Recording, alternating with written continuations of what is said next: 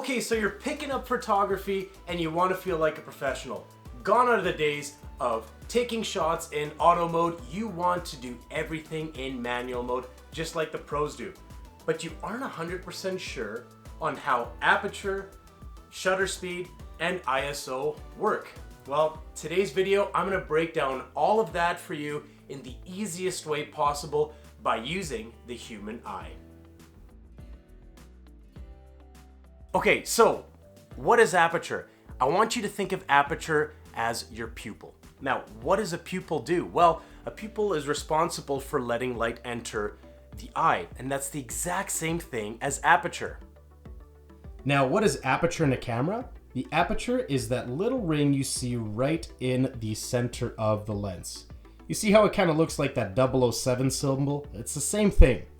Now notice on the center of the lens, you have a little bit of a hole. So just like your pupil, that is what's responsible for letting light enter the sensor, which would be in the back of the very back of the lens. The sensor would be kind of like our retina. So what I want you to do is this. I want you to close your eyes for a second. And when you open them back up again, you're gonna notice that your pupil size is going to be different. Because there was not a lot of light in that situation, your pupil's gonna dilate. So your aperture is gonna wanna be big to let as much light in as possible. The moment you're exposed to light, your pupil is gonna contract. It's going to get smaller because it doesn't need that much light entering the eye. Exact same thing with aperture. When you're in really low light situations, you want your aperture to be really wide. When you're in high light situations, you want your aperture to be a little bit more constricted because you won't really need all that light in, let's say, broad daylight. And last but not least, with aperture, it is responsible for one more thing. Do you ever look at some pictures and you see how there's a nice, beautiful, blurry background? Well, that's called bokeh or bokeh, depending on what part of the country or the world you're from. Now, I want you to do this. I want you to close one eye, bring your hand up, and look directly at your hand, okay? And now I want you to focus on the background and back at your hand. You're gonna notice that depending on what you're looking at, it's gonna be blurry. Now, that is exactly what aperture is also responsible for. If you want to have that really beautiful blurry background and just focus on the object that you're taking a picture of, you're gonna want to have an aperture that's very, very wide open. So in this case, like f2.8, for example. However, if you don't really care about having anything blurry or adding any perspective to your image, then you'll want to have an aperture with a higher f-stop, like let's say 5.3. Moving on to shutter speed. I want you to think of shutter speed as your eyelids and when you blink. That is the exact same thing with a camera lens. Shutter speed is essentially just capturing the moment that you're taking.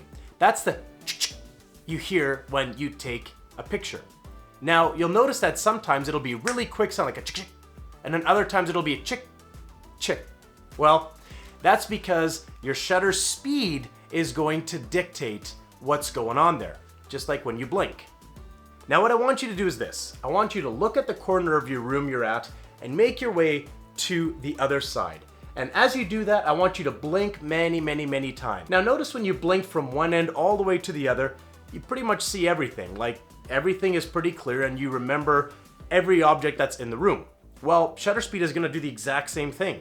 When you have a very fast shutter speed, it's gonna take a lot of different instances of the image that you're looking at. So you're gonna get a lot of different photos. And the other thing too is you're gonna wanna know is when, let's say you're taking pictures of sports, for example, and you wanna capture many moments of that, you're gonna wanna have a very fast shutter speed, just like you blinking. You're gonna wanna keep blinking multiple times so that you don't miss out on the action. Great, but what does a slower shutter speed do?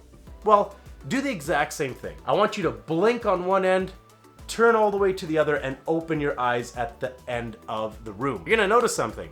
When you close your eyes, you're gonna faintly have a little bit of an idea of what you saw, but you don't really remember everything else in between.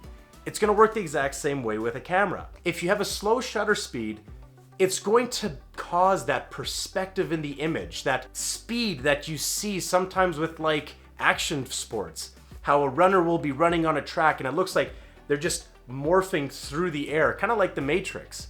That's what shutter is going to do. So If you want to capture multiple moments, you're gonna wanna blink a lot, you're gonna have a fast shutter speed. If you want to capture one moment and add a little bit of perspective and creativity into the image, you're gonna have a slow shutter speed.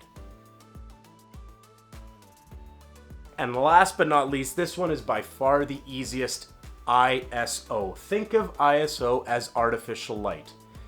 And I want you to relate that to your brain. Now, the camera, depending on the quality of the camera, will be able to bump up the ISO extremely high to try and produce as much light into the objects that you're taking a picture of.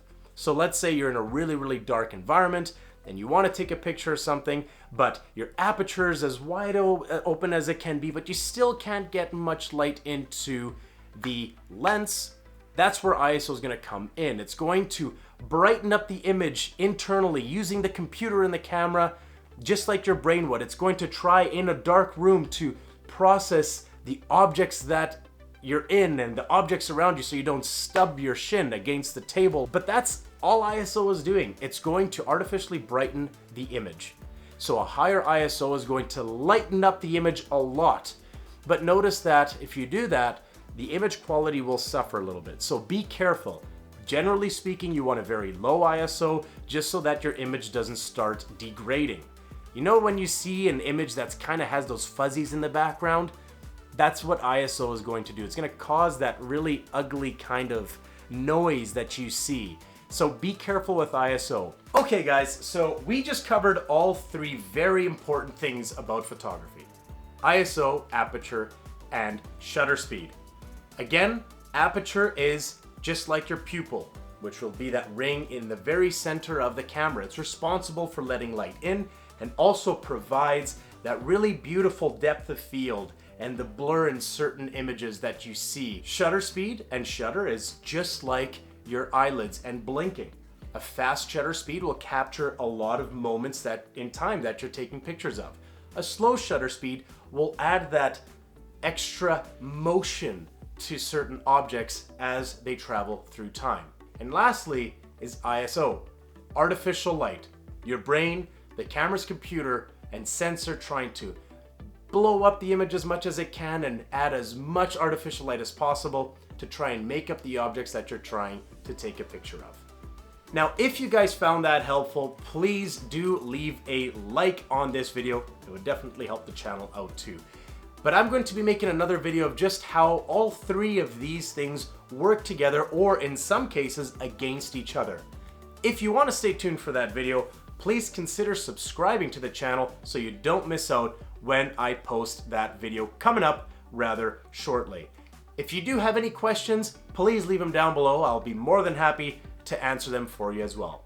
Happy shooting and enjoy photography now that you understand how these three things work. See you later.